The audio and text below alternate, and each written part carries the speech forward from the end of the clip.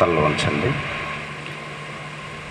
మహాపరిశుద్ధుడైన మమ్మల్ని కన్న మా తండ్రి, మమ్మల్ని ప్రేమించి ఈ భూమి మీద బ్రతుకునిచ్చి బ్రతకటం నేర్పి మాకు కావలసిన ఈవులన్నిటినీ మాకు ప్రసాదిస్తూ మీ చల్లని రెక్కల చాటున భద్రపరిచి మా ఆత్మీయ జీవితానికి అవసరమైన ఎన్నో విలువైన సంగతులు మేము నేర్చుకున్నట్టుకు మీరు చూపిన కృపకై కృతజ్ఞతలు తండ్రి. మీ పైన ప్రేమతో, మీ మాటల పట్ల ఉన్న ఆసక్తితో మీ ప్రియులైన మీ పిల్లలు మీ సన్నిధిలో ఎంతో ఆశతో ఎదురు చూస్తున్నారు తండ్రి. ఆశగల ప్రాణాలని తృప్తిపరిచే సమయోచితమైన మాటలు నా నోటి ద్వారా పలికించమని వేదిక పైన ఉన్న దైవజనులు దైవదాసులందరినీ పేరు పేరున జ్ఞాపకం చేసుకోమని ఎంతో ప్రయాసపడి ఇంత చక్కటి కార్యక్రమాన్ని ఏర్పాటు చేసిన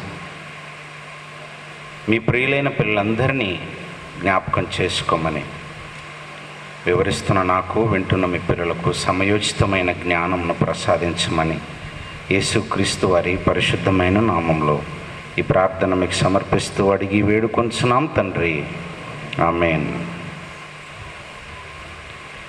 క్రీస్తునందు ప్రియమైన దేవుని వారలారా, వేదిక పైనున్న దైవదాసులకు అలాగే సభకు విచ్చేసిన ప్రియులైన మీ అందరికీ ప్రభు అయిన యేసుక్రీస్తు వారి పరిశుద్ధమైన నామంలో వందనములు, శుభములు తెలియజేస్తున్నాను. ప్రియులారా, ముందుగా ప్రకటింపబడిన అంశాలలో నుంచి మరొక పాఠాన్ని మనం అందరము లేఖనాల్లో నుంచి ధ్యానం చేద్దాం. ఆవిరవుతున్న ఆదర్శ కుటుంబ ఛాయలు. ఆవిరవుతున్న ఆదర్శ కుటుంబపు ఛాయలు. ప్రియులారా, ఆదర్శ కుటుంబం అంటే మాదిరికరమైనది. మనం ఆ కుటుంబం నుంచి నేర్చుకోవాల్సినవి ఎన్నో ఉన్నాయని, ఆ కుటుంబము ఎంతోమందికి మాదిరి చూపేదిగా ఉండేదని మనం గమనించాలి. అయితే ఈ ఆదర్శ కుటుంబం యొక్క ఛాయలు లేదా గుర్తులు, ఆనవాళ్ళు ఏ విధంగా ఆవిరవుతున్నాయి? ప్రియులారా, లోకంలో కొన్ని వస్తువుల్ని క్యారీ చేసే వాళ్ళు ఉంటారు.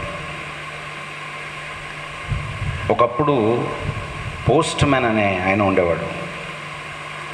ఆయన లెటర్స్ క్యారీ చేసేవాడు. ఒక ప్రాంతం నుండి మరో ప్రాంతానికి ఒకరి సమాచారాన్ని మరొకరికి అందించాలంటే పాతకాలంలో పోస్ట్ మ్యాన్స్, అఫ్కోర్స్ ఈరోజు కూడా ఉన్నారు, కానీ కొన్ని సంవత్సరాలకు పూర్వం వెళ్ళినప్పుడు పోస్ట్ మ్యాన్ ఉండేవాడు కాదు. అసలు ఈ పోస్టల్ వ్యవస్థ అనేది లేదు. అప్పుడు ఊర్లో ఉన్నటువంటి ఒక వ్యక్తిని ఒక పోస్ట్ మ్యాన్లా వాడుకునేవాళ్ళు. ఒక ఊరు నుంచి మరో ఊరికి ఆయన ఊర్లో ఉన్న వాళ్ళందరి సమాచారాన్ని తెలుసుకొని ఆ పక్క ఊరికి వెళ్ళి ఆ పక్క ఊరు వారికి ఈ సమాచారం అంతా చెప్పేవాడు. అలాగే ఆ పక్క ఊరు నుంచి సమాచారాన్ని అంతా గ్యాదర్ చేసుకొని ఈ ఊరికి చెప్పటం నోటి మాటగా జరిగేది. అయితే ఆ తర్వాత కాలాల్లో ఈ పోస్టల్ వ్యవస్థ వచ్చేసి ఒకరికి ఒకరు సమాచారాన్ని చేరవేసుకోవడానికి లెటర్స్ రాయటం అనేది జరిగేది. పోస్ట్ మ్యాన్ ఆ లెటర్స్ని అందించేవాడు. ఇప్పటికీ పోస్ట్ మ్యాన్స్ అందిస్తున్నారు. ఇంకొంచెం వ్యవస్థ అభివృద్ధి చెందుతూ ప్రైవేట్ పోస్టల్స్ కూడా వచ్చేసాయి. కొరియర్ అని, లేదా స్పీడ్ డాట్ అని, ఇలా రకరకాలుగా మనం ఈరోజు ఒక పార్సెల్ని ఒక ప్రాంతానికి పంపించాలంటే ఈ కొరియర్ వాళ్ళు కొన్ని గంటల వ్యవధిలో ఆ ప్రాంతానికి పంపించేస్తున్నారు. ఫ్లైట్ ద్వారా వస్తువుల్ని చేరవేసే స్థాయికి మనిషి వచ్చేసి ఆయన వస్తువుల్ని క్యారీ చేసేవాడు, క్యారియర్ అని అంటుంటారు. అలాగే పట్టణాల్లో ఆహారాన్ని కూడా ఆన్లైన్లో బుక్ చేసుకొని తెప్పించేటువంటి కల్చర్ రోజు రోజుకు పెరిగిపోతుంది. ఈ ఆహారాన్ని కూడా బుక్ చేసిన కొన్ని గంటలలో, కొన్ని నిమిషాల్లో మన ఇంటి ముందు తీసుకుని వచ్చే వ్యక్తి ఒకడు ఉంటాడు. ఫుడ్ క్యారియర్ అంటారు, ఫుడ్ డెలివరీ బాయ్ అని కూడా అంటారు. అలా ఎలక్ట్రానిక్ గూడ్స్ కానీ మరొకటి కానీ అది ఎక్కడో వేరే దేశంలో ఉన్నటువంటి వస్తువును కూడా మనం ఆన్లైన్లో బుక్ చేసుకోగానే కొన్ని గంటల వ్యవధిలో, మహా అయితే 1-2 రోజుల్లో మన ఇంటి ముందుకు వచ్చేస్తుంది. దాన్ని డెలివరీ చేసే బాయ్స్ ఉన్నారు, అందించేవాడు, ఒక ప్రోడక్ట్ని అందించేవాడు. వస్తువులు అందించే వాళ్ళు మనకు తెలుసు, సమాచారాన్ని అందించే వాళ్ళు తెలుసు. కానీ కొన్ని రాజకీయ పార్టీల గురించి అప్పుడప్పుడు కొందరు వ్యక్తులు చాలా గొప్పగా చెప్తూ ఇంటర్వ్యూస్లో, ఈ రాజకీయ పార్టీ నాకు ఒక తల్లి లాంటిది, నాకు రాజకీయ భిక్ష పెట్టింది, ఆ రాజకీయ పార్టీకి నేను ఎప్పుడు రుణపడి ఉంటాను, ఆ పార్టీ వల్లే నేను ఈరోజు ఈ స్థాయికి వచ్చాను వంటివి చెప్తూ, తల్లి లాంటిది అనే మాట అంటున్నాడంటే ఆ పార్టీ నన్ను కన్నది అనే భావంతో చెప్తున్నాడు రాజకీయంగా. లేదా ఆ పార్టీ నన్ను లోకానికి అందించింది సేవ చేయటానికి అన్నట్టుగా చెప్తున్నాడు. ఇలా వస్తువుల్ని క్యారీ చేసేవాళ్ళు, వస్తువుల్ని చేరవేసేవాళ్ళు లేదా అందించే వాళ్ళు ఉన్నారు, ఫుడ్ ప్రోడక్ట్స్ని అందించే వాళ్ళు ఉన్నారు, ఎలక్ట్రానిక్ గూడ్స్ ఎక్సెట్రా అందించే వాళ్ళు ఉన్నారు. అలాగే మనుషుల్ని కూడా సమాజానికి అందించిన వాళ్ళు ఉన్నారు. అయితే ప్రపంచానికి ఇవి తెలుసు గనక వీటి గురించి గొప్పగా చెప్పుకుంటున్నారు. ఒక స్పోర్ట్స్మెన్ని పలానా దేశం గొప్పగా అందించింది, పలానా రాష్ట్రం అందించింది, ఇదిగో మన దేశానికి పలానా రాష్ట్రం నుంచి ఒక ఆణిముత్యం వచ్చాడు, ఆ ఆణిముత్యాన్ని పలానా బోర్డు వాళ్ళు అందించారు, ఇలా చెప్పటం వింటుంటాం. కానీ వీరెవ్వరూ అందించలేనిది కొన్ని కుటుంబాలు అందించినటువంటి గొప్ప వ్యక్తులు మరుగున పడిపోయి ప్రపంచము పెద్దగా పట్టించుకోకుండాటువంటివి దేవుడు చాలా జాగ్రత్తగా మనసు పెట్టి వాళ్ళ గురించి మనకు రాయించాడు. లోకంలో ఉన్న రాజకీయ నాయకుల గురించి ఫలానా గొప్ప నాయకుడిని ఆ పార్టీ అందించిందని చెప్పటం వింటుంటాం. కానీ ఆయన మాట మార్చి మరో రోజు ఇంకో పార్టీకి వెళ్ళిపోతాడు. ఒక మాట మీద ఉండకపోవచ్చు. ఒక స్పోర్ట్స్మెన్ అవసరమైతే ఈరోజు ఒక దేశానికి ఆడి తర్వాత మరో దేశానికి ఆడే అవకాశాలు కూడా ఉన్నాయి. మాట మార్చే అవకాశం ఉంది, ఆలోచన మార్చే అవకాశం ఉంది. కానీ ఇలాంటి ఒక ఆటగాడినో రాజకీయ నాయకుడినో వస్తువునో కాదు, ఒక కుటుంబము భక్తులని అందించిన కుటుంబం ఉంది. భక్తులను అందించిన కుటుంబం ఉంది. ఒకరు కాదు, ఇద్దరు కాదు, ఎంతమంది భక్తుల్ని ఆ కుటుంబం అందించిందో చూస్తే అబ్బా ఎంత చక్కగా ఉందేంటి కుటుంబము అన్నట్టుగా ఉంటుంది. ఎలాంటి వాళ్ళని అందించిందో తెలుసా? అపోస్తల కార్యం 7వ అధ్యాయము, అపోస్తల కార్యములు 7వ అధ్యాయము 22వ వచనం చూడండి ప్రియులారా. అపోస్తల కార్యములు 7వ అధ్యాయము 22వ వచనం. మోషే ఐగుప్తీయుల సకల విద్యలను అభ్యసించి మాటలయందును కార్యములయందును ప్రవీణుడై ఉండెను. ఒక వ్యక్తి గురించి స్టీఫెన్ గారు ప్రసంగం చేస్తున్నారు. ఆ వ్యక్తి ఎవరు కాదు, మోషే గారట. మోషే గారి గురించి స్టెఫెన్ గారి ప్రసంగంలో జ్ఞాపకం చేసిన విషయాలు ఏంటి తెలుసా? మోషే గారు ఎవరట? మోషే గారట ఐగుప్తీయుల సకల విద్యలను అభ్యసించాడట. సకల విద్యలు అంటే నిన్నటి దినము సొలొమోను గారి గురించి మీరు విన్నారు. సొలొమోను గారు అన్నిటిని అభ్యసించారని విన్నాము. అలాగే మోషే గారు కూడా అన్నిటిని అభ్యసించినవాడట. ఈజిప్ట్ సివిలైజేషన్ గురించి మీరు వినే ఉంటారు. ఐగుప్తు నాగరికత చరిత్రలో ఐగుప్తు లిపి గురించిన ఎన్నో గొప్ప విషయాలు రాయబడ్డాయి. క్రీస్తుకు పూర్వమే 303 లేదా 33 BC, క్రీస్తుకు పూర్వం 3600 అప్పటి నాటికే వాళ్ళకి లిపి ఉంది. చాలా గొప్ప నాగరికత కలిగినటువంటి దేశమని ఐగుప్తు దేశం గురించిన పేరు. మీరు నెట్లో సెర్చ్ చేస్తే వాళ్ళ గురించిన సమాచారం మీకు దొరుకుతుంది. అలాంటి అతి పురాతనమైన నాగరికత కలిగినటువంటి ఐగుప్తు దేశంలో మోషే గారు రాజనగరిలో పెరిగాడు. సుమారుగా 40 ఏళ్ళు ఐగుప్తు దేశంలో ఉన్న సకల విద్యలను అభ్యసించాడు. సపోజ్ ఆ రోజు ఇంగ్లీష్ ఉందనుకోండి, ఎగ్జాంపుల్ చెప్తున్నాను, యాజ్ ఇట్ ఈజ్గా తీసుకోకూడదు. ఇంగ్లీష్ భాష ఆ రోజు ఉందనుకోండి, అంటే ఆ ఇంగ్లీష్ భాష ఆ రోజు మోషే గారికి వస్తుంది. అది కూడా ఎలా వస్తుంది? సాదా సీదా ఇంగ్లీష్ భాష కాదు. కొందరు మాట్లాడుతుంటారు మొత్తం బట్లర్గా ఉంటుంది. అలాంటి భాష కాదు, చాలా సంపూర్ణంగా తెలుసు అన్నమాట. దాంట్లో మంచి పట్టు ఉందన్నమాట ఆయనకి. అంత బాగా తెలుసు ఆయనకి. సకల విద్యలందు నేర్పరంటే ఎన్ని భాషలుంటే అన్ని భాషలు. సకల విద్యలట, ఎన్ని భాషలుంటే అన్ని భాషలు తెలుసు అన్నమాట. ఒకవేళ మ్యాథమెటిక్స్ ఆ రోజు ఉందంటే మ్యాథమెటిక్స్లో ఆయన పరిపూర్ణుడు. ఒకవేళ ఆ రోజు సైన్స్ బాగా అభివృద్ధి చెంది ఆ రోజు ఉన్నంత వరకు ఎంత తెలుసు అంటే అంత తెలుసు అనమాట ఆయనకి. అది కూడా పరిపూర్ణంగా నేర్చుకున్నవాడు. అలాంటి వ్యక్తి. ఒకవేళ ఆ రోజు కరాటే ఉందనుకోండి, అది కూడా తెలుసు అన్నమాట.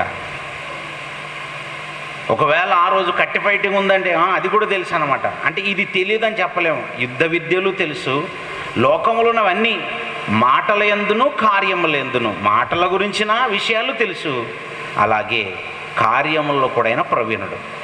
అలాంటి ఈ గొప్ప వ్యక్తి 40 సంవత్సరాలు నేర్చుకున్న వ్యక్తి ఉన్నాడు చూసారా. ఇంత పరిపూర్ణుడుగా ఇంత గొప్ప స్థాయికి ఎదిగిన వ్యక్తి సాధారణంగా ఎలా ఉండాలనుకుంటాడు? జనరల్గా ఇలాంటి వాళ్ళు ఎలా ఉండాలనుకుంటారు? బాగా చదువుకున్న వాళ్ళు ఎవరైనా ఇంకా ఉన్నత స్థితికి వెళ్ళాలి, ఏదో ఒక స్థాయిని మనం అధిరోహించాలనే ఆలోచనతోనే ఉంటారు. చదువుకున్నారంటే ఉద్యోగం సంపాదించాలి, పేరు ప్రఖ్యాతలు సంపాదించాలి, 10 మంది నోళ్ళలో నేను నానేటట్టుగా ఉండాలి, ఇలాగే ఉంటాయి సాధారణంగా చదువుకున్న వారి ఆలోచనలు. కానీ ఐగుప్తు దేశంలో ఉన్న సకల విద్యలను అభ్యసించి మాటల యందును కార్యముల యందు ప్రవీణుడుగా ఎక్స్పర్ట్గా ఉన్నటువంటి ఒక వ్యక్తి తాను మాత్రం ఇవేవి కోరుకోకుండా ఆయన ఎలా తన జీవితాన్ని కొనసాగించాలనుకున్నాడు తెలుసా?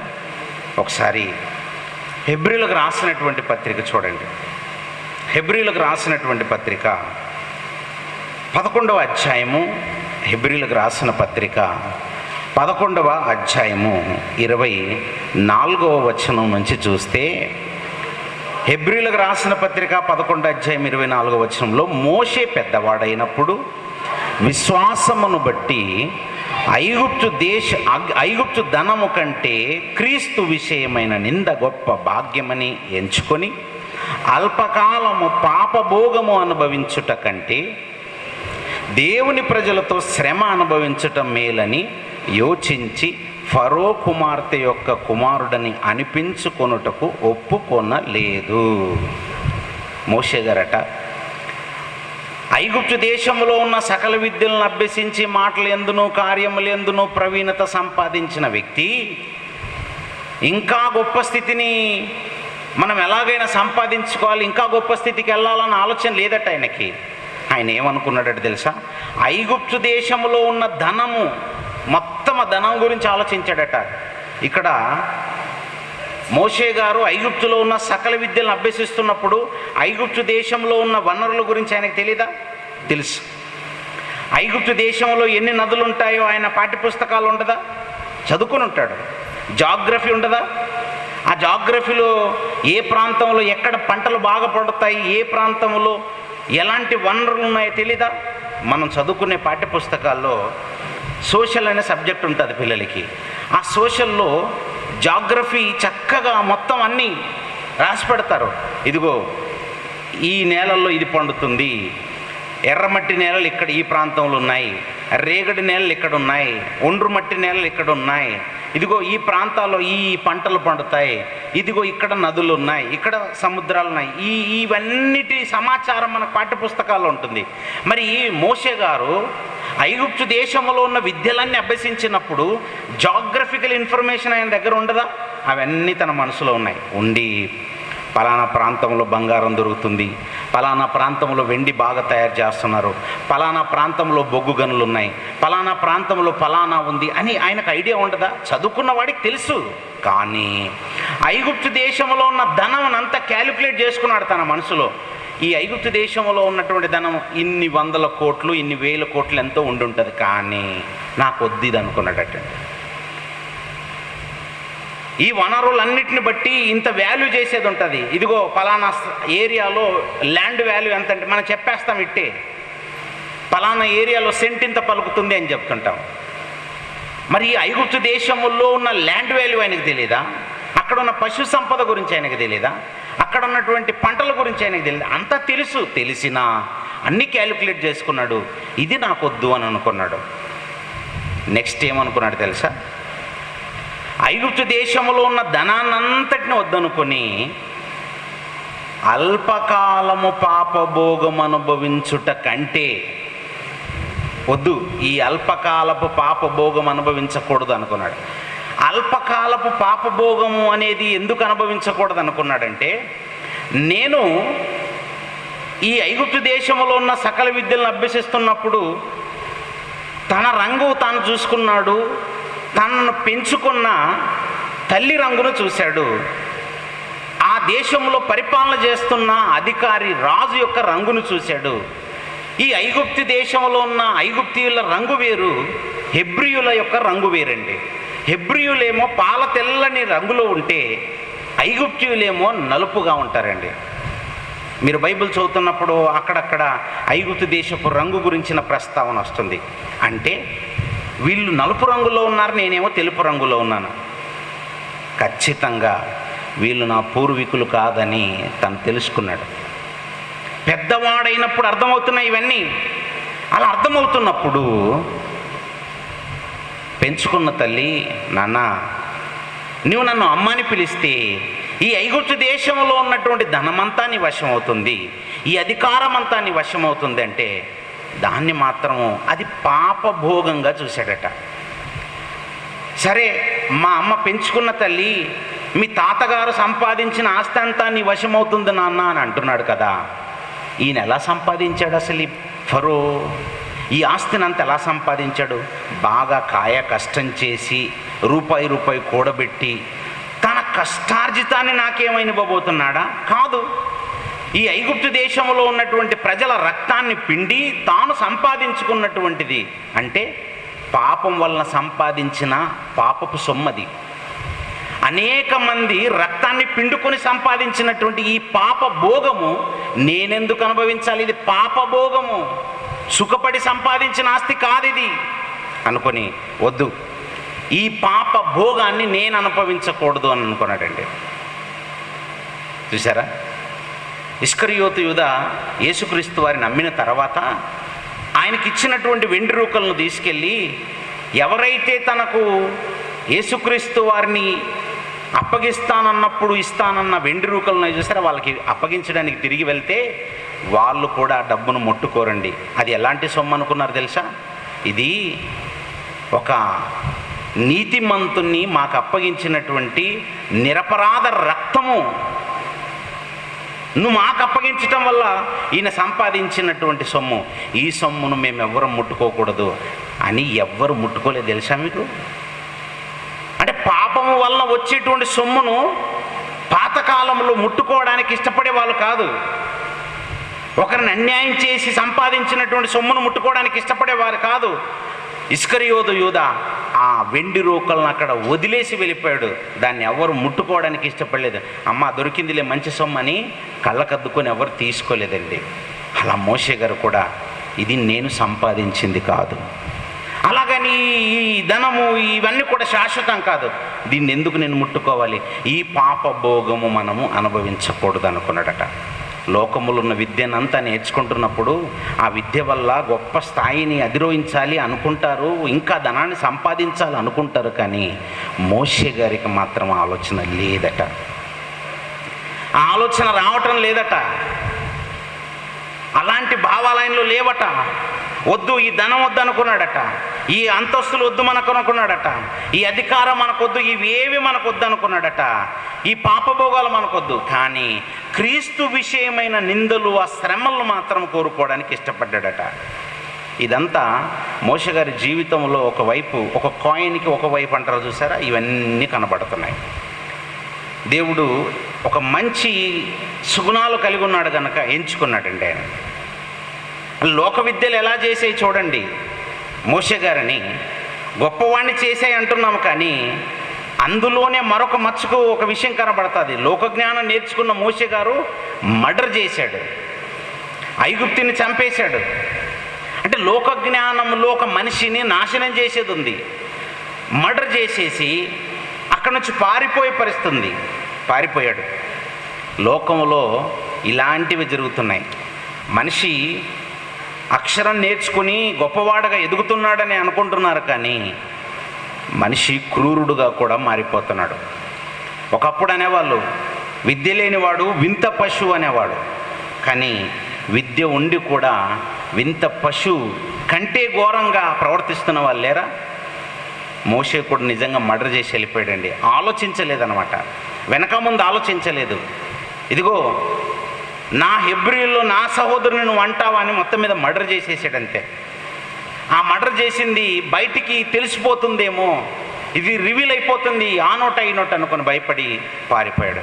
ఇలా 40 ఏళ్ళు, మొదటి 40 ఏళ్ళు ఒక మర్డర్తో ముగిస్తే ఆ నెక్స్ట్ 40 ఏళ్ళు అరణ్యంలో మందలు కాచుకుంటూ టైం అంతా వేస్ట్ అయిపోయింది. 40 ఏళ్ళండి.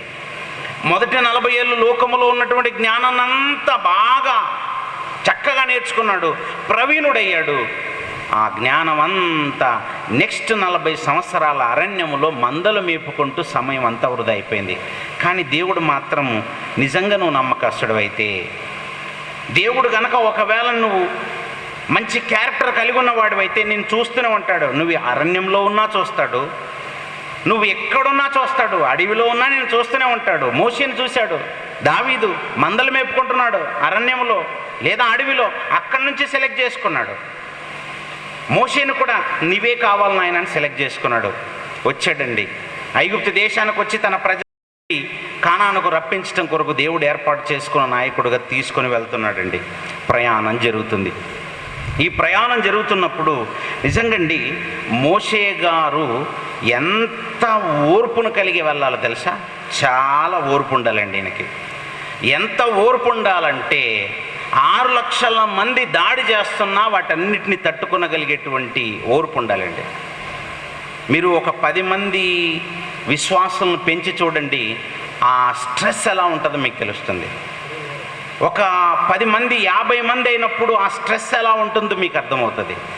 ఒక 50 మంది 100 మంది అయినప్పుడు ఆ ఒత్తిడి ఎలా ఉంటుందో వేదిక పైన ఉన్నటువంటి ఈ దైవ సేవకుల్ని కదిలించి చూడండి, వాళ్ళు చెప్తారు. వాళ్ళ పర్సనల్ అభిప్రాయాలను చక్కగా మీకు పూసుకొచ్చినట్టు ఎక్స్ప్లెయిన్ చేస్తారు. వాళ్ళు వేదిక మీద కూర్చొని చాలా దర్జాగా ఉన్నారు, వాళ్ళకేం లేదు అనుకోకండి.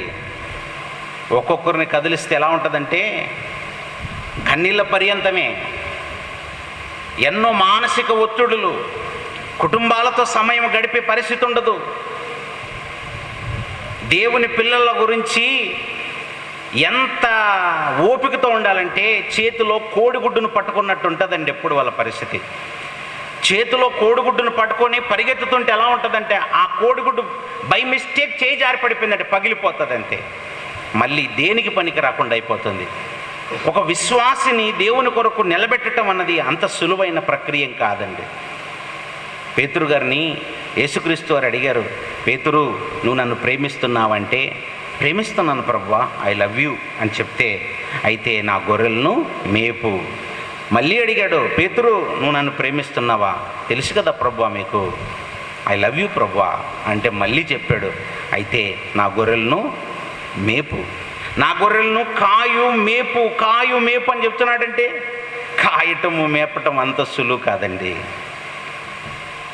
మేపినంతసేపు మేపుతాము, కాసే విషయంలో కొంచెం తేడా వస్తే ఈ గొర్రె పరారైపోతుంది. ఇది మనం చూసేలోపే, అలా చూసేలోపే పరారైపోతుంది. ఈ వారం వచ్చిన వాళ్ళు నెక్స్ట్ వీక్ కనబడరు, ఆ తర్వాత వాళ్ళ జాడ కనబడదు. ఇక ఆకాశమున పక్షి జాడ ఎలాగైతే తెలియదు అంటాడో అలా వీళ్ళ జాడ కనబడదు. సముద్రంలో ఓడ జాడ కనబడదట. సో ఓడ వెళ్ళిపోయిన తర్వాత కొద్దిసేపు అలలు వస్తాయి, తర్వాత అలాగ నిమ్మలంగా ఉంటుంది సముద్రం. ఇక్కడ ఓడెళ్ళిందని ఎలా గుర్తుపడతాం? అలా ఉంటుంది, ఏం జాడ లేకుండా అయిపోతుంది వీళ్ళ పరిస్థితి. కానీ వాళ్ళ గురించి ఆ దైవ సేవకులు కష్టపడి ఊరూరు తిరిగి, పల్లె పల్లె తిరిగి కూర్చొని ఒక్కొక్కరి గురించి కొన్ని గంటల సమయం వెచ్చించి పదే పదే ఫోన్ చేసి దేవుని మాటలు చెప్పి దేవునిలో నడిపించి వాళ్ళని క్రీస్తులో జన్మించేటట్టుగా చేసి వాళ్ళకి చక్కగా అంటుకడుతూ నీరు పోస్తూ దేవుని కొరకు పెంచుతున్నటువంటి వాళ్ళు ఒక కోడిగుడ్డ ఎలాగైతే చేతిలోంచి జారిపోతుందో అలా టప్పున కింద పడిపోయేసరికి గుండె పగిలినట్టుంటుందండి. వాళ్ళ ఆవేదనను ఎవరితోనైనా చెప్పుకుంటుంటే మళ్ళీ ఎవరైనా అపార్థం చేసుకుంటారేమోనైనా పరిస్థితి అండి. ఎన్నో కష్టాలని, వాళ్ళ బాధల్ని పంటి కింద దాచుకుంటూ దేవుని పనిలో కొనసాగే వాళ్ళు దైవ సేవకులండి. ఇది చాలా కష్టం.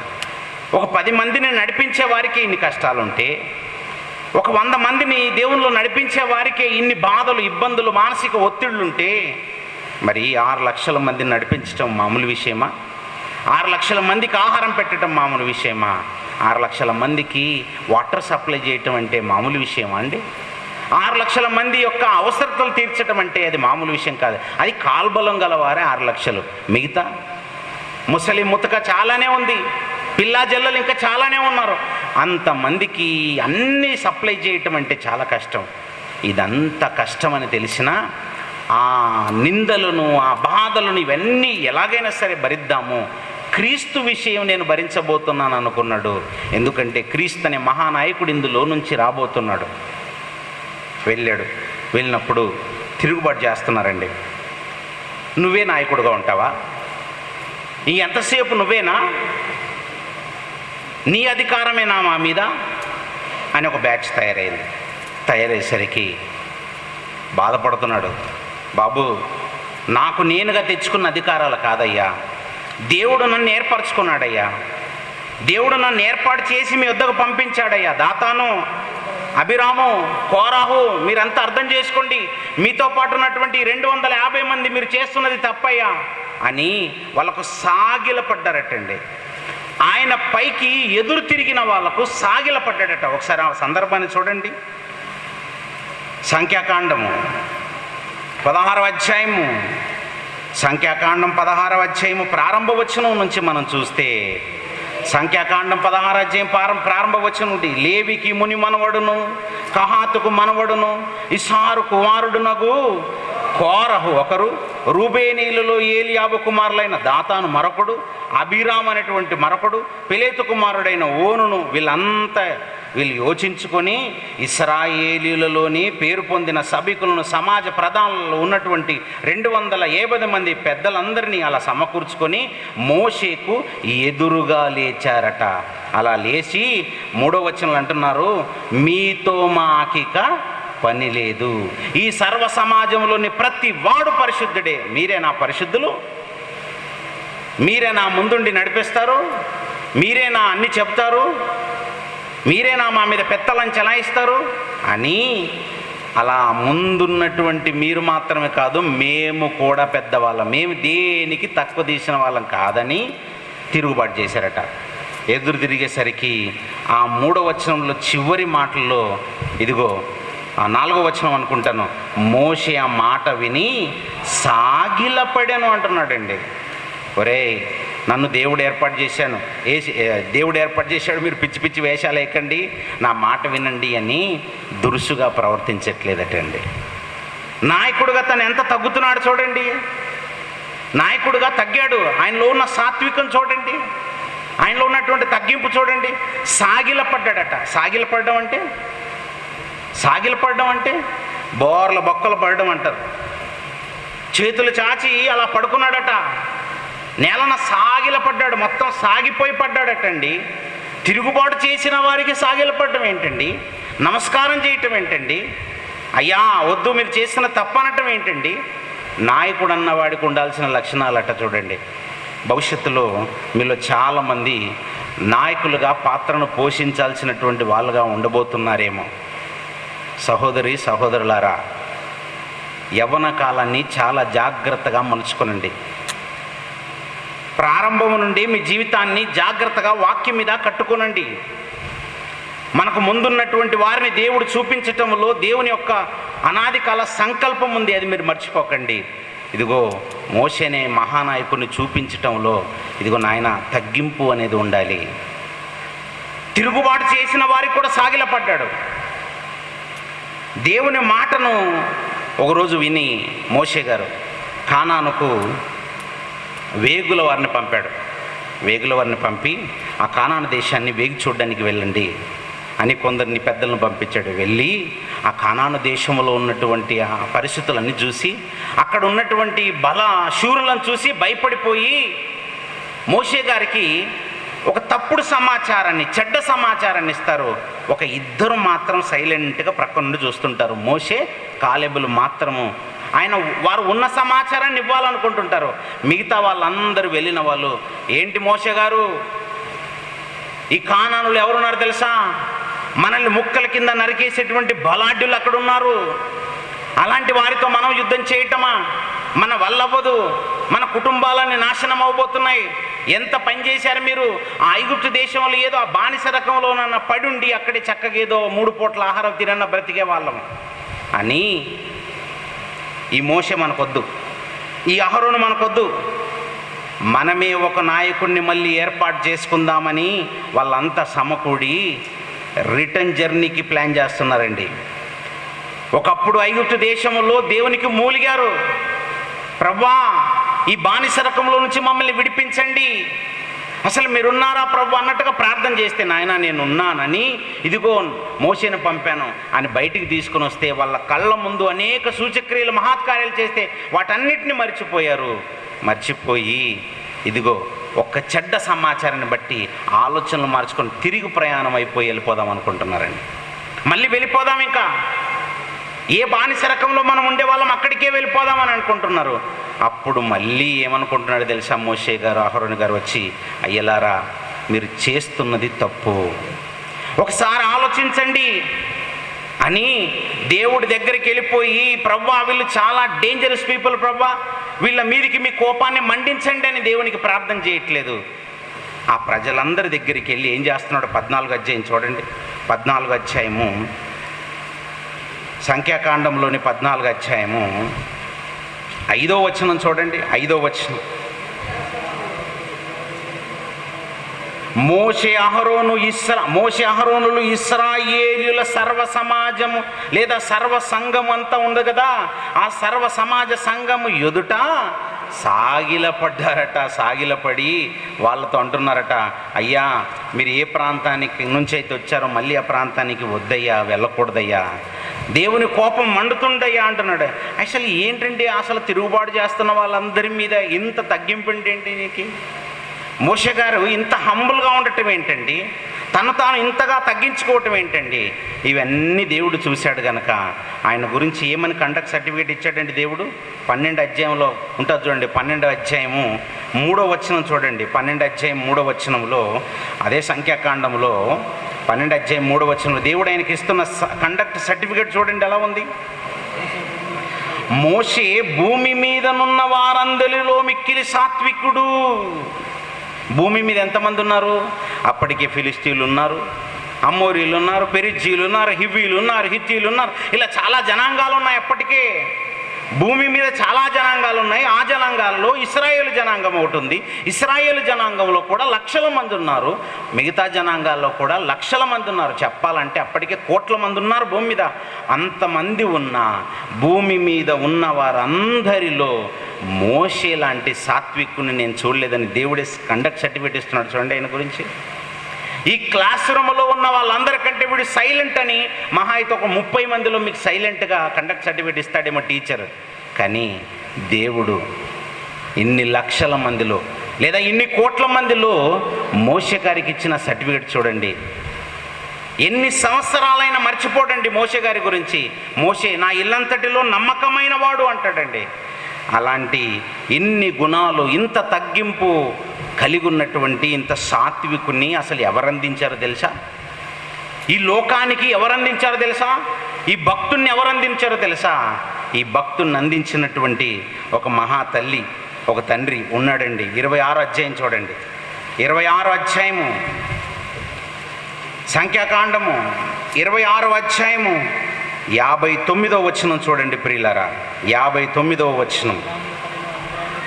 కహాతు అమ్రామును కనెను. అమ్రాము భార్య పేరు యోకేబేదు. ఆమె లేవి కుమార్తె. ఐగుప్తుల్లో ఆమె లేవికి పుట్టెను. ఆమె అమ్రాము వలన అహరోనును మోషేను వీరి సహోదరియగు మిరియామును కనెను. అమ్రాము యోకేబేదు అనేటువంటి ఈ తల్లిదండ్రులనండి మోషే గారిని లోకానికి అందించారు. ఒక మహానాయకుడిని అందించారు లోకానికి. దేవుడి దృష్టిలో ఒక నమ్మకమైన వాడిని అందించింది. దేవుని దృష్టిలో సాత్వికుడిని లోకానికి అందించింది ఎవరు అనుకుంటున్నారు? అమ్రాము యోకేబేదులట. ఏంటి యోకేబేదు గారి గురించి చదువుతున్నప్పుడు నిజంగా ఎంత ఆశ్చర్యం వేస్తుందో తెలుసా? ఆమె గర్భంలో మోషే గారు పడ్డ నాటి నుండి ఎలాంటి మానసిక సంఘర్షణను కలిగి బ్రతికే పరిస్థితి వచ్చింది తెలుసా? మోషే గారు తన గర్భంలో పడ్డప్పుడు బయట పరిస్థితులు ఎలా ఉన్నాయంటే చాలా టిపికల్గా ఉన్నాయండి. ప్రియులారా, లాస్ట్ ఇయర్ కరోనా ఈ సీజన్లో చాలా ఉధృతంగా ప్రబలుతున్న రోజులు అవి. మన జీవితంలో ఎప్పుడైనా 2020 సంవత్సరంలో మార్చి నెలలో నుంచి అలా మెల్లిగా ఏప్రిల్ మే ఆ ప్రాంతంలో జూన్ జూలై వరకు అలా కరోనా కేసులు పెరుగుతుంటే మనమంతా ఇండ్లలోనే కూర్చొని చెయ్యాడక కాలాడక సైలెంట్గా కూర్చునే పరిస్థితులు వస్తాయని మనం ఊహించాము అసలు? అలాంటివన్నీ ఊహించినప్పుడు ఆ టైంలో గర్భవతులుగా ఉన్నటువంటి స్త్రీల పరిస్థితి ఎలా ఉంటుంది చూడండి. ఆ టైంలో ఏ హాస్పిటల్కి వెళ్తే నేను ఆ బెడ్ మీద ఉన్నప్పుడు నాకు కరోనా సోకుతుందేమోనని చాలామంది స్త్రీలట పిల్లల్ని అబార్షన్ చేసుకున్నారట. పిల్లల్ని కనడానికి సాహసించలేదట. హాస్పిటల్కి వెళ్తే కరోనా సోకుతుందేమోనని బిడ్డల్ని చంపుకున్న తల్లులు ఉన్నారు. చాలామంది చనిపోయిన తల్లులు కూడా ఉన్నారట. భయపడరు చూసారా? బిడ్డ గర్భంలో ఉన్నప్పుడు బయట పరిస్థితులు కూడా బాగుండాలి, కుటుంబంలో పరిస్థితులు బాగుండాలి. హాస్పిటల్కి వెళ్తే హాస్పిటల్లో డాక్టరు మనకు చాలా ఓదార్పునిచ్చే మాటలు చెప్పాలి. అమ్మా మీరేం భయపడొద్దు, ధైర్యంగా ఉండండి అమ్మా, మీకు మంచి ప్రసవం జరుగుతుంది, మీరు బిడ్డను కనబోతున్నారు, మీకేమవ్వదు అనే ధైర్యం చెప్పాలి. అంతేకాని ఓహో వచ్చారా ఉందిలే మీ సంగతి, ఇంకా 2 రోజులు ఆగండి, 2 రోజులు ఆగండి, నిన్న ఒక ఆమె చనిపోయింది అని చెప్పాడు అనుకోడు.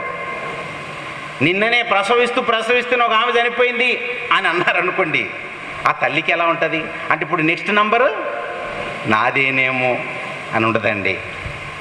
అందుకే మీరు చూడండి, గర్భవతులుగా కుటుంబంలో ఉన్న ఆ స్త్రీలకి అంతకుముందు పిల్లల కన్నా తల్లులు వాళ్ళ అత్తగారో వాళ్ళ అమ్మగారో ఏమవ్వదమ్మా, ఏమవ్వదు తల్లి, నువ్వేం భయపడకు.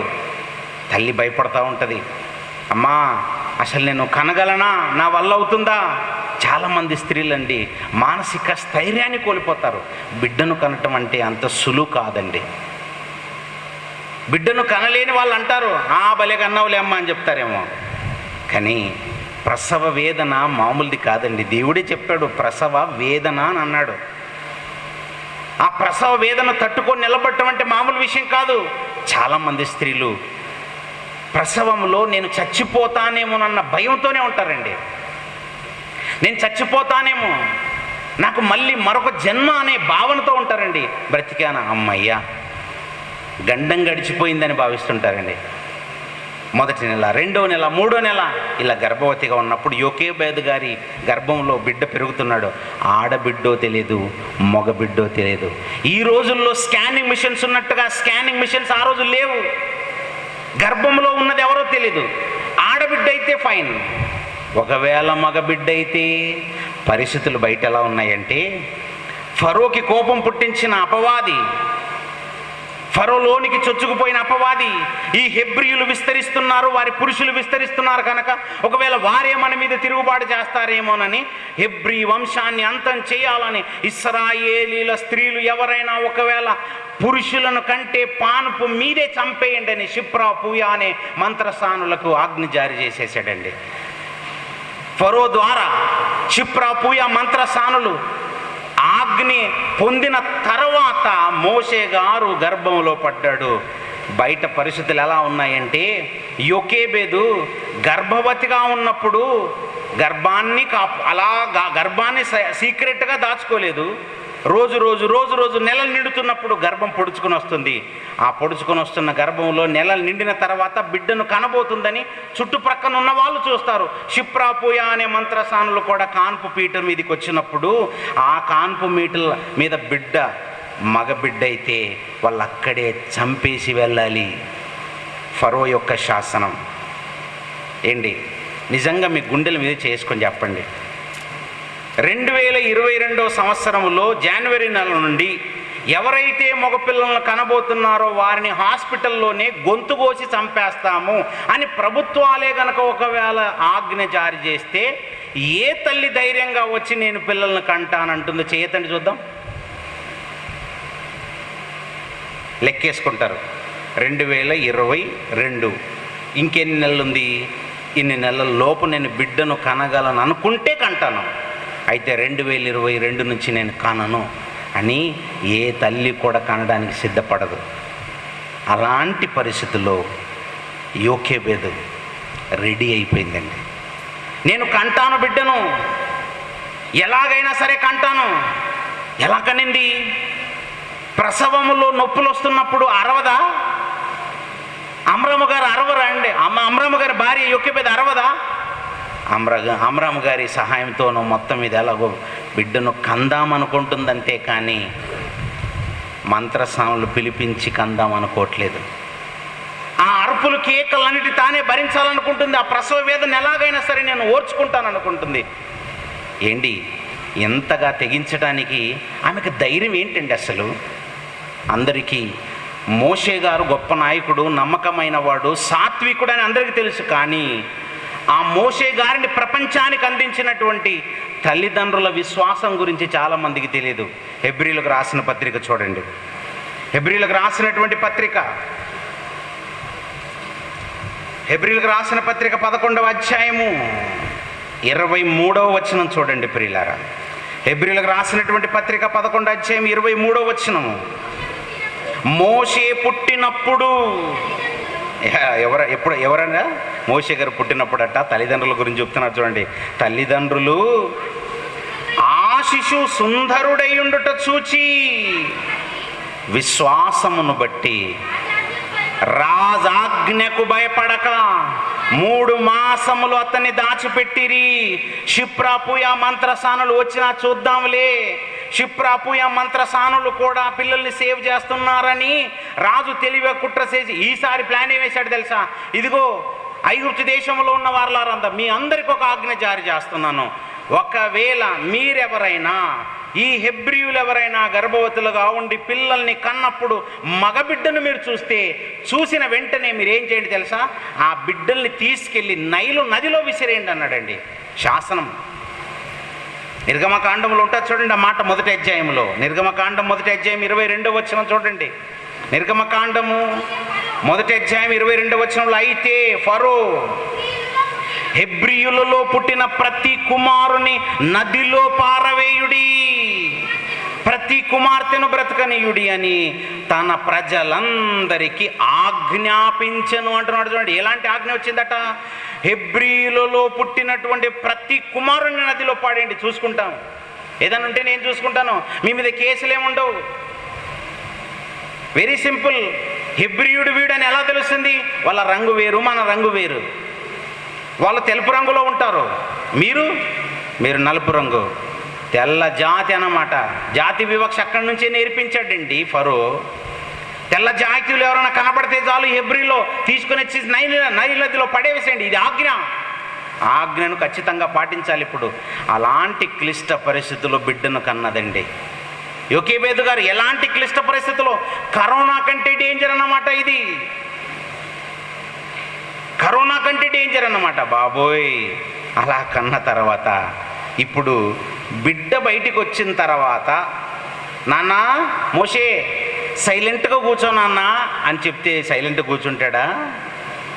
బిడ్డను కన్నదండి. కన్న తర్వాత వాడికి ఒక మాట చెప్పి ఏడుస్తున్నాడు అనుకో, నాన్న అరవకూడదురా, నిన్ను రహస్యంగా నేను కన్నంత బిడ్డ, నువ్వు అరుస్తే మళ్ళీ నేనేమో బిడ్డను కన్నానని ఎవరికైనా తెలిస్తే వాళ్ళు వచ్చేసి నిన్ను తీసుకెళ్ళి నదిలో పారేస్తారు నాయన, నువ్వు సైలెంట్గా ఉండు కూడా. కానీ ఆ బిడ్డకి ఏమైనా చెప్పగలదా? చెప్పలేదు. ఈ సంఘర్షణ చూడండి ఎలా ఉంది. అమరాము యోకేబేదులు ఇంట్లో కూర్చుని ఎలాగండి? మొదటి వారం అయిపోయింది, రెండో వారం అయిపోయింది, అమ్మయ్య నెల గడిచింది, 2 నెలలు గడిచాయి, 3 నెలలు గడిచాయి. మొదటి నెల ఏదో బిడ్డ పడుకొని సైలెంట్గా అలా ఉంటాడు కనుక ఏదో గడిపేచ్చాం, వాడికి గొంతు రాలేదు. 2వ నెల పర్లేదు అనుకున్నాం. మెల్లిగా బిడ్డ 3వ నెల అలా అడుగు పెడుతున్నప్పుడు వాడికి వాయిస్ పెరుగుతుందండి, ఏడుపు ఎక్కువ అవుతుంది. బిడ్డను స్నానం చేయిస్తున్నారనుకోండి, స్నానం చేయిస్తుంటే ఏ బిడ్డన్నా సైలెంట్గా ఉంటాడండి? ఏ బిడ్డైనా సైలెంట్గా ఉంటారా? వాడు ఏడుస్తుంటే ఆ ఎదురింటి వారికో పక్కింటి వారికో ఎవరికో ఈ శబ్దాలు వినబడుతున్నాయనుకో, అవును మొన్నటి వరకు యోకేబేదు గర్భవతిగా ఉండింది, బిడ్డను కన్నట్టుంది కదా, మరి ఆడబిడ్డ మగబిడ్డ తెలుసుకోవాలని ఉండదా? బాబోయ్ చూడాలని ఉండదా? 3 నెలలు దాచిందట, 3 నెలలు రహస్యంగా దాచేశారట బిడ్డని. 3 నెలల తర్వాత అవ్వట్లేదటండి, ఇంకా దాచలేకపోతుందట. కానీ విశ్వాసం మాత్రం ఉంది. నేను ఒక మహానాయకుడిని కనబోతున్నానని ఆమెకేం తెలియదు, బిడ్డను కన్నాను అంతే, బిడ్డను కన్నాను. దేవుడి మీద విశ్వాసం ఉంది, దేవుని నమ్మింది ఆమె. విశ్వాసమును బట్టి కాపాడతాడులే నా దేవుడు, నన్ను ఎలాగైనా కాపాడతాడులే, మా బిడ్డను ఎలాగైనా కాపాడతాడులే, లోకంలోనికి తెచ్చాడంటే నిలబెడతాడులే, ఎలాగైనా నిలబెడతాడు. మొదటి నెల నిలబెట్టాడు, 9 నెలలు నా గర్భంలో నిలబెట్టాడు కదా, మొదటి నెల నిలబెడతాడు, 2వ నెల నిలబెడతాడు, 3వ నెల కష్టం అవుతుంది కదా. మళ్ళీ ప్లాన్ వేసింది. నదికి వెళ్ళి జమ్మును తీసుకొని వచ్చేసి ఆ జమ్ముతో ఒక పెట్టెను తయారు చేసి దానికి కీలు పూసింది. కీలు అంటే టార్, రోడ్డుకు వేసే టార్. కీలు పూసి లోపలికి నీళ్లు చొరబడకుండా ఆ పెట్టెలో బిడ్డను పెట్టి నైల్ నదిలో ఉంచేద్దాం అనుకుంది. జమ్ము ఉండేటువంటి ప్రాంతంలో గడ్డిలో పెడదాం, డైరెక్ట్గా నదిలో పెట్టానని కొట్టుకుపోతాడు నా బిడ్డ. గడ్డి ఎక్కువగా పెరిగేటువంటి చోటు, జమ్ము అయితే ఎక్కువ పెరిగి ఉంటుంది, ఆ జమ్ములో పెడదాం. అలా పెట్టేసి కూతుర్ని పిలిచింది, అమ్మా మీ అన్నకు మీ తమ్ముడికి కాపలుగా నువ్వు ఉండాలి తల్లి. కూతుర్ని పెట్టింది. కూతురు వయసు ఎంత తెలుసా? ఓ 15-20 సంవత్సరాలు ఏం కాదు. మోషే పుట్టినప్పుడు మోషే కంటే పెద్దవాడు అహరోను, మహా అయితే 3 సంవత్సరాలు పెద్దవాడు. అహరోను 3 సంవత్సరాలు పెద్దవాడు అయితే అహరోను కంటే ముందు మిరియాము, ఆమెకి ఎంత ఉంటుంది? ఆమెకు ఒక 3 ఏళ్ళు వేసుకోండి, ఒక 3 ఏళ్ళు.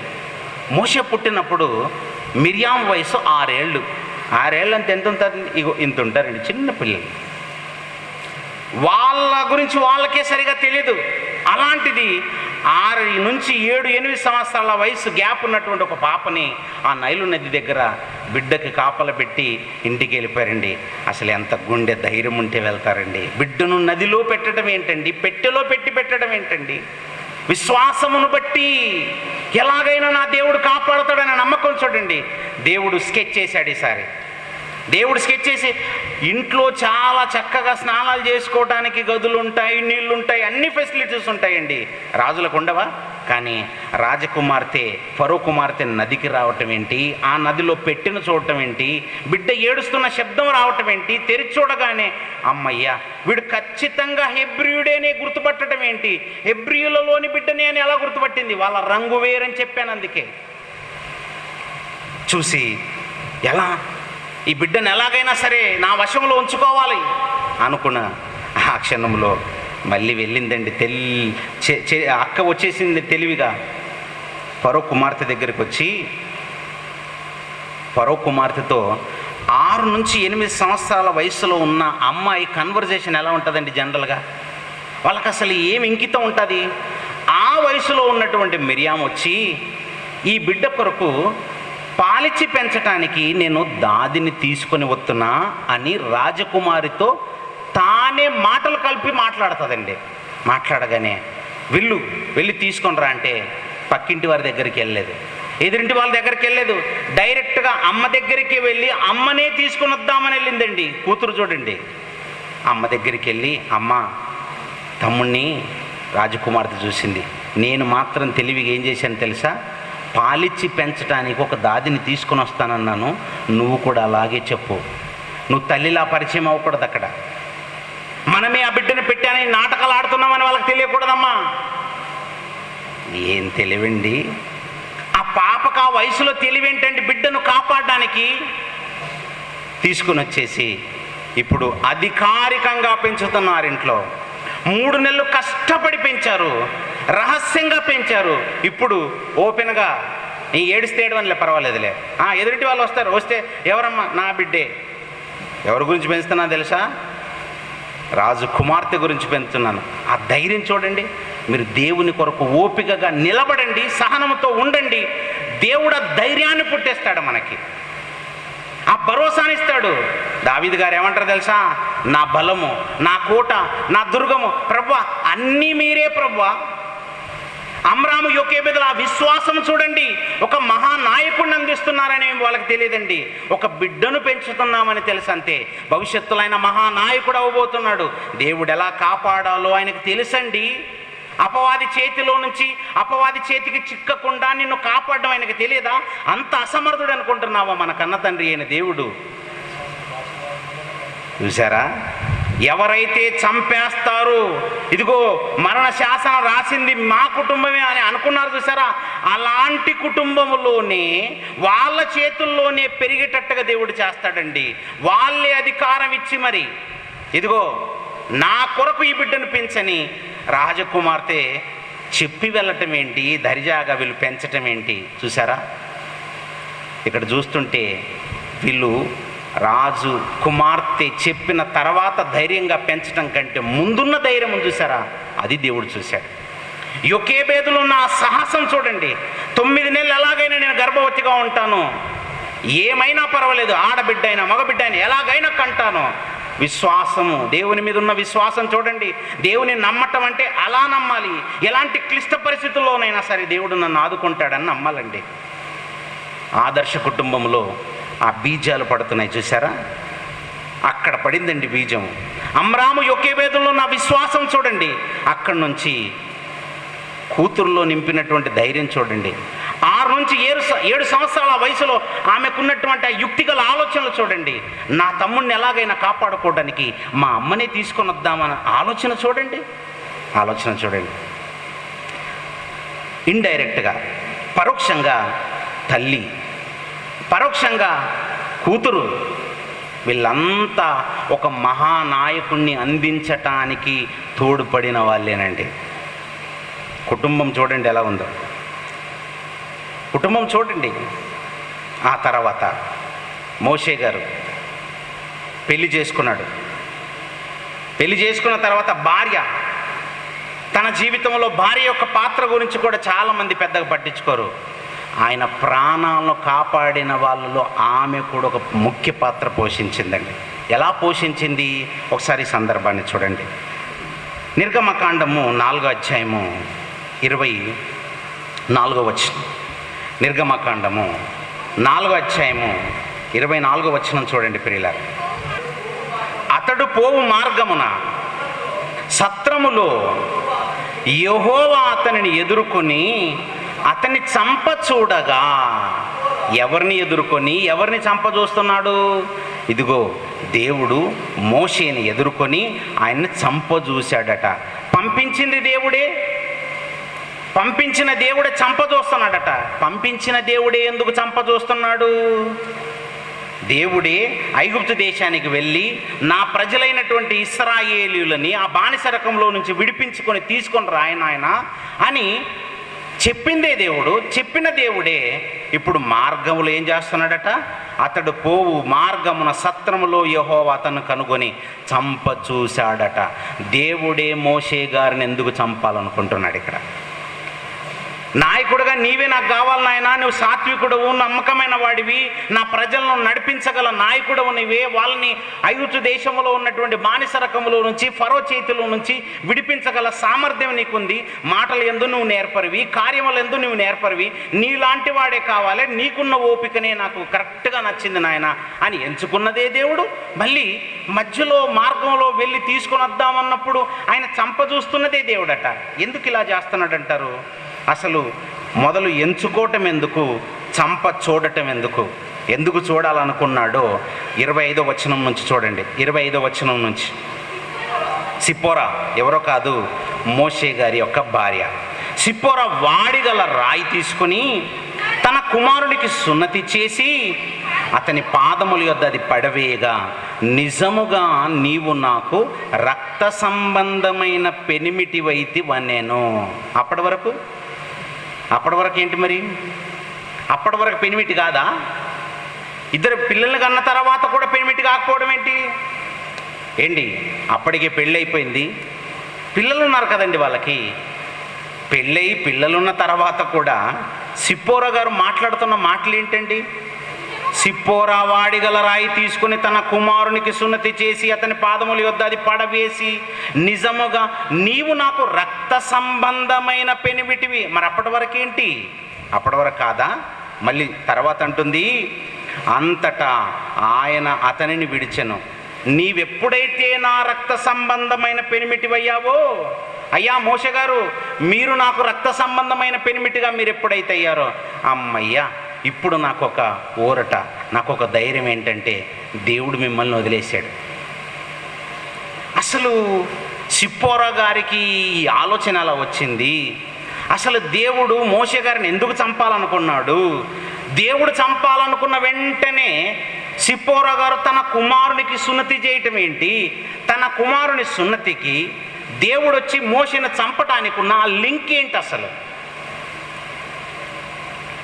మోషే కుమారుడైనటువంటి ఆ బిడ్డకి సున్నతి చేసిన వెంటనేనట మోషే అప్పుడు రక్త సంబంధమైన పెనిమిటి అయ్యాడట సిప్పోరా గారికి. అప్పటి వరకు రక్త సంబంధమైన పెనిమిటిగా కాడా? ఏంటి అసలు దీని వెనకాల దాగి ఉన్నది ఏంటి?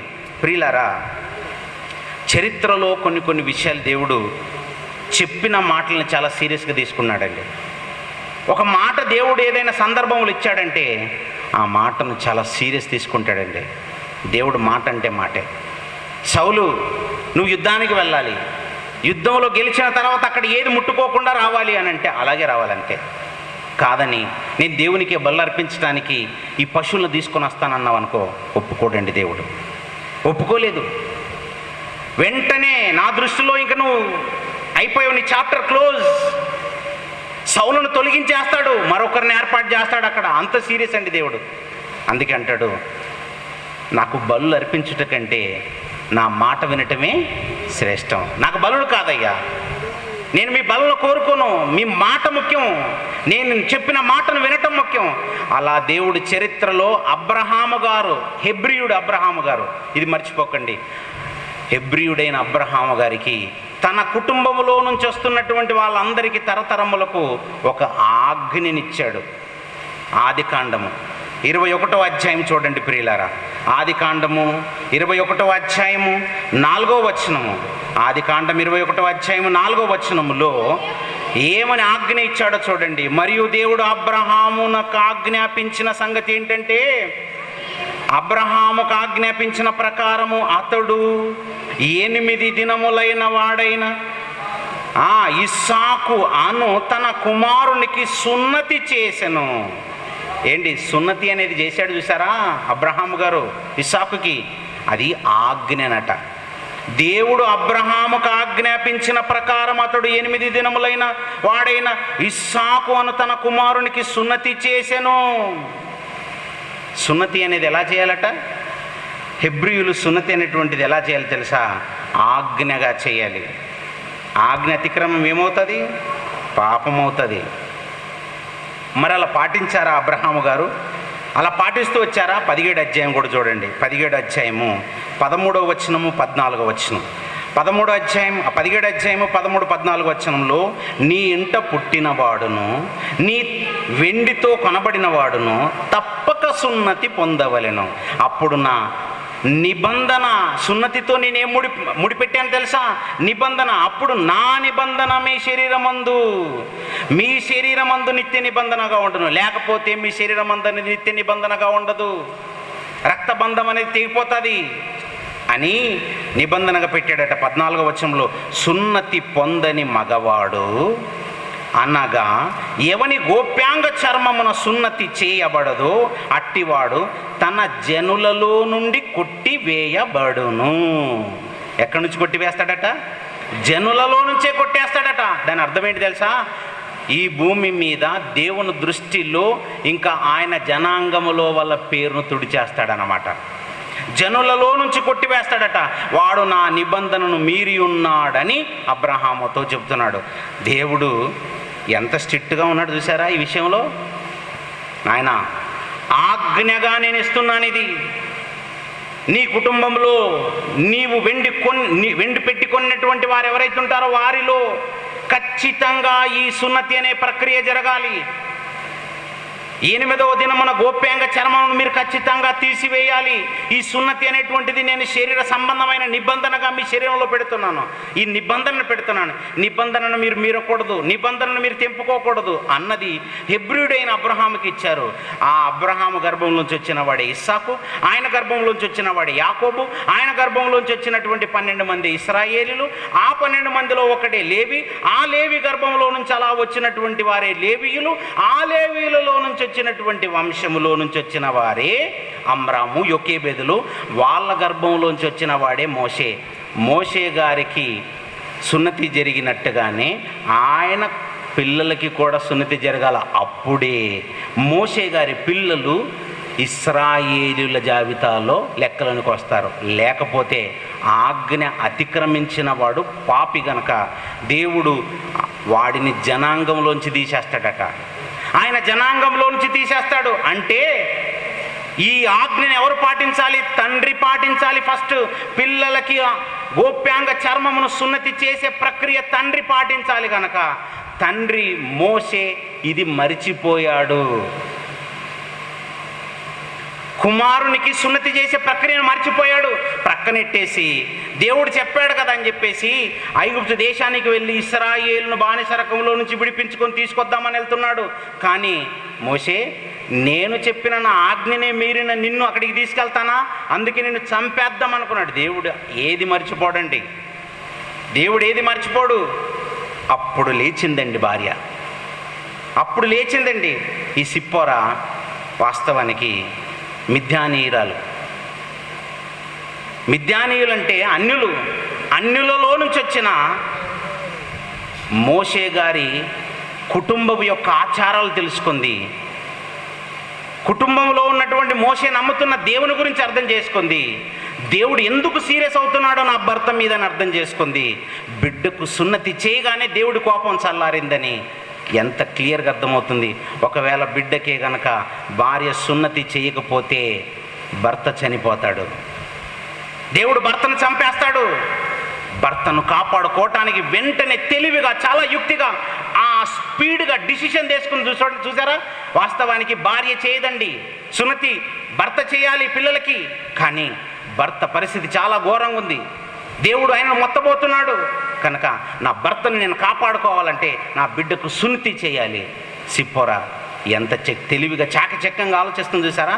అంటే ఒక మహానాయకుడిని అందించటంలో భార్య పాత్ర కూడా ఉంది, తల్లి పాత్ర ఉంది, తండ్రి పాత్ర ఉంది, అక్క పాత్ర మిరియాము పాత్ర ఉంది, అలాగే భార్య పాత్ర ఉంది. ఇంతమంది ఒకే కుటుంబంలో ఒక్క నాయకుడిని అందించడానికి ఇంతమంది పాటుపడుతున్నారా? నా ప్రియమైన సహోదరి సహోదరులారా, మీ కుటుంబంలో ఒక్క దైవ సేవకుణ్ణి అందించటానికి మీరు ఎంతమంది ఆలోచిస్తున్నారు? దేవుని కొరకు వెళ్ళి నువ్వు వాక్యం చెప్పు నాయనా, నీకు మేమున్నాము, మీ నాన్న ఉన్నాడు, మీ తమ్ముడు ఉన్నాడు, మీ అక్క ఉంది, మేమంతా కుటుంబంగా నిన్ను తయారు చేస్తాము, ఇదిగో నీ గురించి మేము ప్రార్థన చేస్తాము, దేవుణ్ణి అడుగుతాము, నువ్వు మహానాయకుడు అవ్వాలి, అనేక మందిని దేవుని వైపు మళ్లించేటువంటి గొప్పవాడివి నువ్వు అవ్వాలి నాయన, నువ్వు మంచి వాక్యం నేర్చుకో నాయన, పలానా చోట వాక్యం నేర్పిస్తున్నారు, నువ్వు అక్కడికి వెళ్ళు, ఆ క్లాసులు విను, వాటిని చక్కగా రాసుకో, వాటన్నిటిని నువ్వు అభ్యసించి నువ్వు అనేక మందిని తయారు చేసే నాయకుడు అవ్వాలి నాయన అని మీ పిల్లలకి నూరి పోస్తున్నారా? ఎక్కడైనా జరుగుతుందా? మీ కుటుంబంలో నుంచి ఒక్కరంటే ఒక్క నాయకుడు వస్తున్నాడా? ఒక 10 మందిని నడిపించేవాడు వస్తున్నాడా?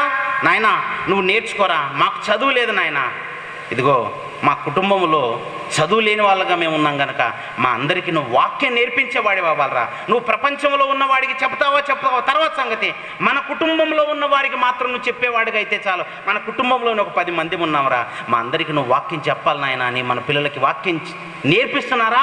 నేర్పించే వాళ్ళ దగ్గరికి ఎక్కడైనా పంపిస్తున్నారా? పంపిస్తున్నారండి.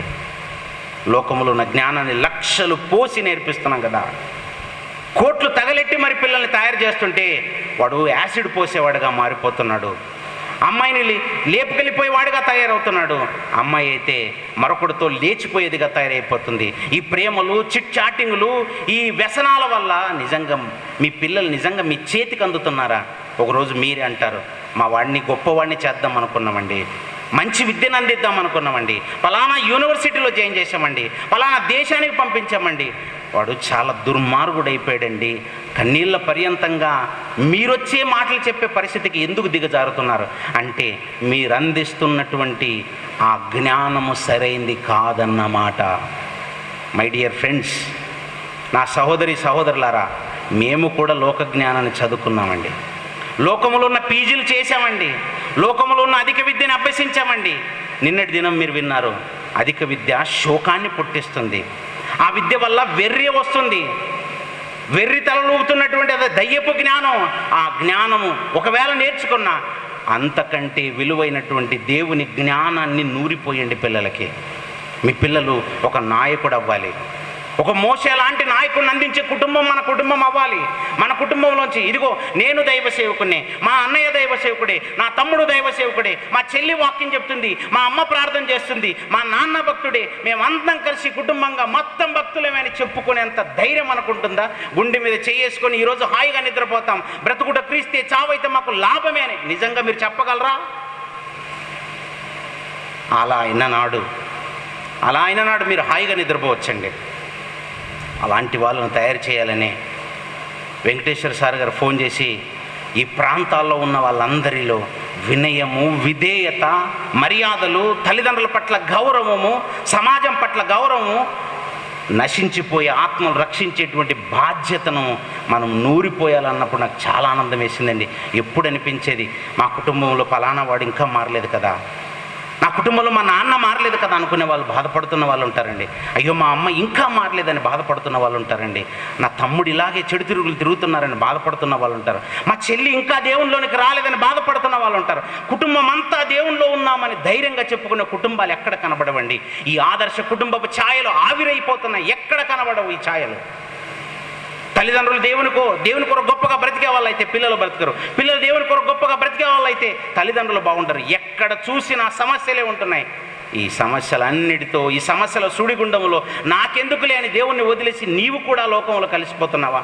వద్దు సోదరా సోదరి, మీరంతా దేవుని కొరకు గొప్పగా నిలబడాలి. ఒక మోషే గారి కుటుంబాన్ని చూడండి, తాను భక్తుడే, తన అన్న అయిన అహరోను భక్తుడే యాజకుడిగా దేవుని కొరకు నిలబడ్డాడు. తన అక్క మిర్యాము భక్తురాలే, ఆమె ప్రవక్తినిగా కనబడింది. వీళ్ళను కన్న తల్లిదండ్రులు అమ్రాము, యోకెబెదులు విశ్వాసము గల తల్లిదండ్రులే. చివరికి భార్యగా మోషే గారు కట్టుకున్న సిప్పోరా కూడా భర్తను లోకానికి అందించినటువంటి ఒక చక్కని భార్యగా తన పాత్ర చూడండి. ఇంతమంది భక్తులు, లాంటి కుటుంబంలో ఇంతమంది భక్తుల, నిజంగా చెప్పండి, మన కుటుంబంలో ఒక్క భక్తుడు కనబడుతున్నాడా? పోనీ ఇద్దరు కనబడుతున్నారా? ఒక ముగ్గురు కనబడవు కదండి. దేవుని మాటలు అవపాసన పడుతున్న వాళ్ళు ఎంతమంది మన కుటుంబంలో ఉన్నారు చెప్పండి. చివరికి మోషే గారి భార్య యొక్క తండ్రి ఇత్రో గారు, ఆయన కూడా దేవుని నమ్ముతాడండి.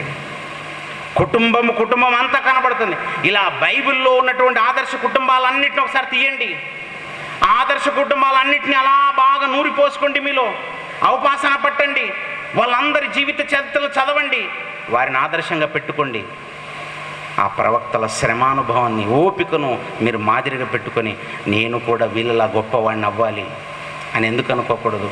యేసుక్రీస్తు వారు బ్రతికున్నప్పుడు యేసుక్రీస్తు వారిని తన కుటుంబం ఒప్పుకోలేదండి. అన్నని ఇంట్లోంచి వెళ్ళిపోమ్మన్నారు, నీకు దయ్యం పట్టిందన్నారు, పిచ్చివాడుగా చూశారు. కానీ యేసుక్రీస్తు వారు చనిపోయి తిరిగి లేచిన తర్వాత తమ్ముళ్ళు మారిపోయారండి. ఎంతగా మారిపోయారంటే అనేక మందికి మాదిరిగా మారిపోయారు. పత్రికలు రాసేంత గొప్ప వాళ్ళుగా మారిపోయారు. ఒక యూదా, ఆయనే యూదా పత్రిక రాసింది యేసుక్రీస్తు వారి తమ్ముడే. యాకోబు పత్రిక రాసింది యేసుక్రీస్తు వారి తమ్ముడే. బ్రతుకున్నప్పుడు అర్థం చేసుకోలేకపోయారు, కానీ యేసుక్రీస్తు వారి కుటుంబాన్ని చూస్తే కూడా చాలా గొప్పగా కనబడుతుంది. నిజంగా మన కుటుంబం ఓ 10 మందికి ఆదర్శంగా నిలబడే కుటుంబంగా ఉందా, లేదా మిమ్మల్ని బట్టి, మీ క్యారెక్టర్ను బట్టి మీ కుటుంబము నవ్వుల పాలయ్యేటట్టుగా ఉందా? ఆ పరలోకమందున్న దేవుడు మీ క్యారెక్టర్ ఎలా ఉందో చూసుకోనండి. మీ గుణగణాలు ఎలా ఉన్నాయి? క్రీస్తును ధరించిన తర్వాత కూడా లోకములో ఉన్నటువంటి ఆ చెడ్డ ఛాయలు ఇంకా మీలో ఏమైనా కనబడుతున్నాయా? అయితే మీ కుటుంబం ఆదర్శ కుటుంబంగా కాలేదు. తల్లిదండ్రులు బాధ్యత తీసుకోవాలి, పిల్లలుగా మీరు బాధ్యత తీసుకోవాలి. ఒకవేళ తల్లిదండ్రులకు తెలియకపోతే మీరే చెప్పండి, తల్లిదండ్రులుగా మీకు తెలిస్తే మీ పిల్లలకు చెప్పండి. ఒకరికి ఒకరము చేయందించి క్రీస్తులో బలపడాలి, పరలోకానికి బాటలు వేసుకోవాలి. అప్పుడే మన కుటుంబాలు ఆదర్శ కుటుంబాలు అవుతాయి. లేదంటే ఈ ఆదర్శ కుటుంబపు ఛాయలు కనుమరుగైనాడు ఆ పరలోకమందున్న దేవునికి కడుపుకోతే మిగులుతుంది. ఆ పరలోకమందున్న దేవుని బాధ పెట్టేవారుగా మీరు ఉంటారో, ఈ భూమి మీద ఒక ఆదర్శ కుటుంబంగా నిలబడి పరలోకానికి బాటలు వేసుకునేవారుగా మీరు ఉంటారో, మీరే మంచి నిర్ణయం తీసుకోండి. కళ్ళు మూసుకోండి, ప్రార్థన చేస్తాను. దయగల దేవా, కృపగల మా తండ్రి, ఈ భూమి మీద కోటాను కోట్ల మందిని మీరు పంపిస్తున్నా మీకు బాధ పెట్టేవారే, మీకు ఆవేదన మిగిల్చేవారే కనబడుతున్నారు. కొందరినైనా మీ కొరకు నిలబెట్టాలి, సమాజానికి వారు మాదిరిగా కనబడితే వారిని బట్టైనా కొందరైనా దేవుడున్న లోకానికి బాటలు వేసుకునే వారుగా ఉండాలనే సదుద్దేశంతోనే మీ పిల్లల ముందు ఆవేదనతో ఈ మాటలు తండ్రి విన్నారు. విన్న మాటలు విని విడిచిపెడతారో, విన్న మాటలను వారి హృదయాల్లో భద్రపరుచుకొని అనేక మందికి ఆదర్శ కుటుంబాలుగా నిలబడతారో వారికే విడిచిపెడుతూ ఇంత చక్కటి సదవకాశాన్ని మాకు ఇచ్చిన మీ ప్రేమకై మరోసారి కృతజ్ఞతలు తెలుపుతూ, మరెన్నో విలువైన సంగతులు మా ఆత్మీయ సహోదరులు అన్నయ్య గారు మాట్లాడడానికి సిద్ధపడుతుండగా మీ పరిపూర్ణమైన సహాయము మీ కుమారునికి ప్రసాదించి మా ఆత్మీయ జీవితానికి మేలైన సంగతులు మీ కుమారుని నోటి ద్వారా అందించమని కోరుతూ యేసుక్రీస్తు వారి పరిశుద్ధమైన నామంలో ఈ ప్రార్థన మీకు సమర్పిస్తూ అడిగి వేడుకొంచున్నాం పరమ తండ్రి. ఆమేన్. మీ అందరికీ వందనాలండి.